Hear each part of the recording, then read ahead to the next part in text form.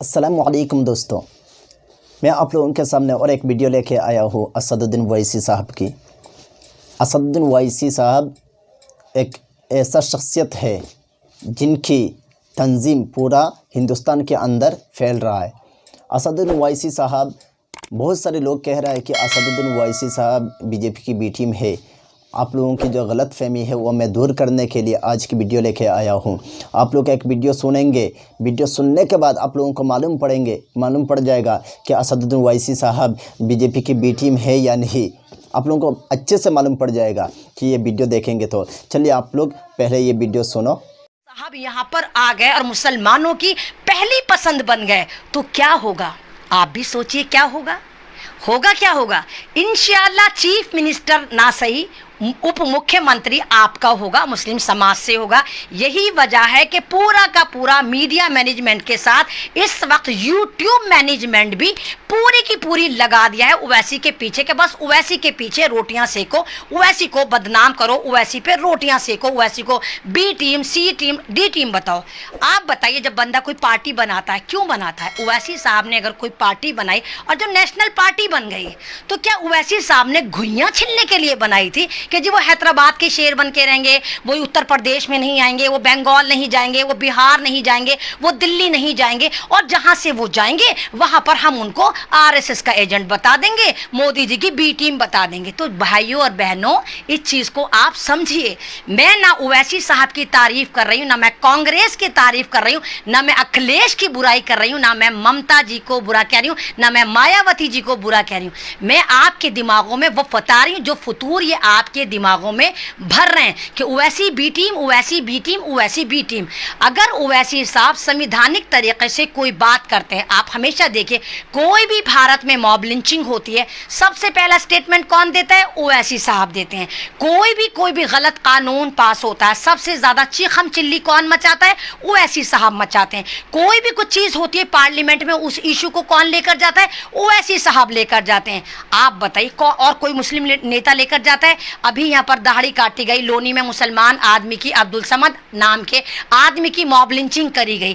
क्या मुलायम सिंह ने कुछ बोला? क्या अखिलेश ने कुछ बोला? क्या कांग्रेस ने कुछ बोला? क्या किसी मुस्लिम पर्सनल लॉ बोर्ड ने कुछ बोला? या किसी मुसलमान रहनुमा ने, या मजहबी रहनुमा ने, या हमारे धर्म गुरुओं ने कुछ बोला? किसने बयान दिया? सबसे पहले ओवैसी साहब ने कहा कि जय श्री राम के नारे लगाने वालों की गुंडागर्दी को बर्दाश्त नहीं करा जाएगा। अब मैं आपको और पीछे लेकर चलती हूँ। आपको याद होगा, मैं भी गई थी मेवात में, आसिफ नाम के लड़के की मॉब लिंचिंग हुई। मैं भी वहां गई थी। बहुत सारे लोगों ने मुझे वहां जाने से मना करा था, मत जाओ, तुम्हारी जान को खतरा है। तो वहां भी सबसे पहला स्टेटमेंट किसने दिया? वही बी टीम, आरएसएस के एजेंट ने मुसलमानों के फेवर में स्टेटमेंट दिया कि मुसलमानों पे इस तरह का जुल्म नहीं सहा जाएगा, इस तरह मॉब लिंचिंग नहीं सहा जाएगी। ओवैसी साहब तो बी टीम के थे। तो ऐसी कैसी बी टीम है कि जब भी मुसलमानों पर जुल्म होता है तो ये बी टीम सबसे आगे आती है, सबसे ज़्यादा मुसलमानों के हक में बोलती है। जब एनआरसी पास हुआ था, लागू हुआ था, तो पार्लियामेंट के इजलास में वो कौन नेता था जिसने एनआरसी का बिल फाड़ा था? बताइए कौन नेता था? ओवैसी साहब थे, जिन्होंने बोला था जय भीम जय मीम, और ये कह के उन्होंने एनआरसी की कॉपियां फाड़ दी थी। 3 तलाकों का बिल पास होता है, पहले कांग्रेस उस पर स्टडी करती है और बिल्कुल लाकर लगा देती है। क्योंकि अगर आपको याद हो, शाहबानो केस था, शाहबानो को तलाक हो जाती है, उसका हस्बैंड दूसरी शादी कर लेता है, उस वक्त राजीव गांधी थे, और फिर 3 तलाकों का एक पूरा का पूरा कानून बना दिया जाता है और रख दिया जाता है सजा के जब हम देखेंगे उसको लागू कर देंगे। फिर बीजेपी सत्ता में आ जाती है और बीजेपी ये कानून लागू कर देती है। आप बताइए, क्या 3 तलाकों का कानून लागू होना चाहिए था? 3 तलाकों का कानून शायद आपको नहीं पता, मैं बताती हूँ क्या है। अगर आप, मेरा हस्बैंड, सपोज दैट मेरा हस्बैंड, मैं मुस्लिम समाज से, मुझे तलाक दे देता है और मैं पुलिस के पास जाती हूँ कि मेरे हस्बैंड ने मुझे तलाक दे दी, तो सरकार कहती है तुम्हें तलाक नहीं हुई और मेरे हस्बैंड को पकड़कर जेल में डाल देती है। कितने साल के लिए? 3 साल के लिए डाल देती है और कहती है जमानत भी नहीं होगी। अब 3 साल तक मेरे बच्चे मैं कहाँ पर पलेंगे? वो खर्चा भी मेरा शौहर देगा जिसको मैंने जेल में डलवा दिया। 3 साल बाद मेरा शौहर आता है और फिर सरकार कहती है कि नहीं, इसको तलाक नहीं हुई, ये बीवी तुम्हारी ही है। तो किस मर्द में ऐसा जिगरा होगा कि वो अपनी बीवी के साथ रहेगा जिसने उसको जलील करा और जेल की हवा खिलाई? उस एक तलाक पर पूरे 150 लोग डिस्टर्ब हुए, लड़की के घर वाले, लड़के के घर वाले, ननिहाल वाले, दधियाल वाले, खुद वो औरत और उसके बच्चे। तो मोदी जी ने मुसलमानों को ये गिफ्ट दिया था, 3 तलाकों के नाम पे मुसलमानों को बर्बाद करा था। मोदी जी को अगर बड़ा लेबर पेन आ रहा था बीजेपी को, तो बनाती कानून, बनाती जहेज पे कानून बनाती। जहेज में कितनी लड़कियां जलती हैं, कोई कानून नहीं बनाया। और अब ये जितने ड्रामेबाजी है, मॉब लिंचिंग के बारे में चल रहा है कि क्या मॉब लिंचिंग में कोई कानून बना? कुछ नहीं बना। हम ना बीजेपी के खिलाफ हैं, ना हम कांग्रेस के खिलाफ हैं, ना हम अखिलेश के खिलाफ हैं, ना हम मायावती के खिलाफ हैं, ना हम ममता के खिलाफ हैं। मैं हमेशा हक का साथ देती हूँ, आपको अवेयर कराती हूँ कि आप दिमागों के ढक्कन खोलिए और देखिए आपके साथ कितना जबरदस्त षड्यंत्र करा जा रहा है। और ये तमाम लोग अब हिंदू बनकर एक ही प्लेटफॉर्म पर आकर चीखम चिल्ली बना रहे हैं। जो कल तक यादव होते थे, कल तक ठाकुर होते थे, कल तक दलित होते थे, कल तक आदिवासी होते थे, आज यही यूट्यूब पर आकर तमाम के तमाम हिंदू बन गए हैं और आपको बेवकूफ़ बना रहे हैं और इकलौते असदुद्दीन ओवैसी को टारगेट कर रहे हैं कि भाई ये बीजेपी का बंदा है और ये यूपी में 100 सीटों पर लड़ रहा है।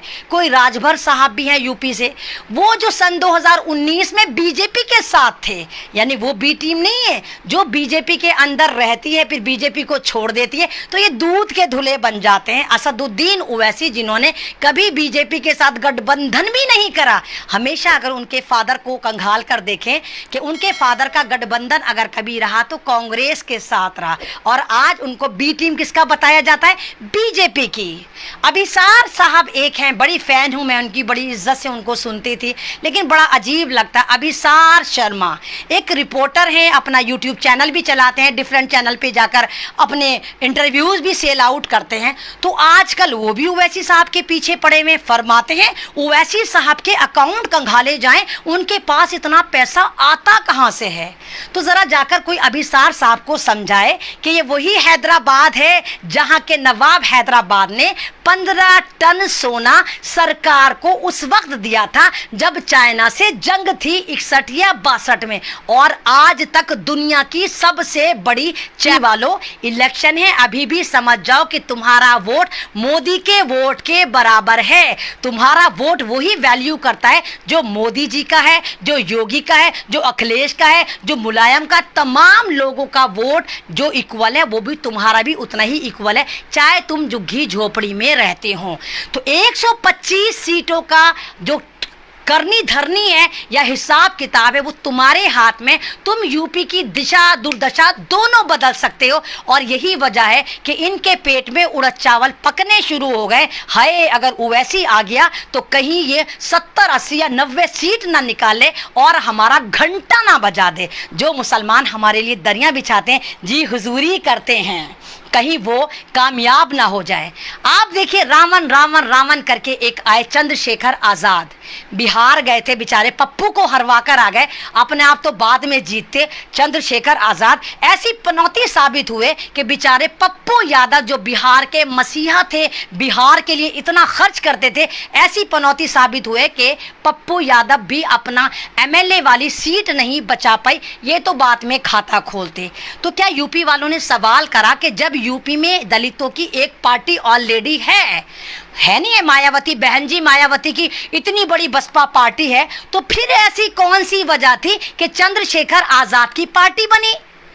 करा आपने सवाल। और तमाम की तमाम बात यह है कि चंद्रशेखर आज़ाद की दरियां उठाने वाले, चंद्रशेखर आज़ाद को शेर बनाने वाले, चंद्रशेखर आज़ाद को फंडिंग करने वाले आप ही बेवकूफ़ मुस्लिम समाज के लोग हैं जो चंद्रशेखर के आगे पीछे दुम हिलाते फिरते हैं।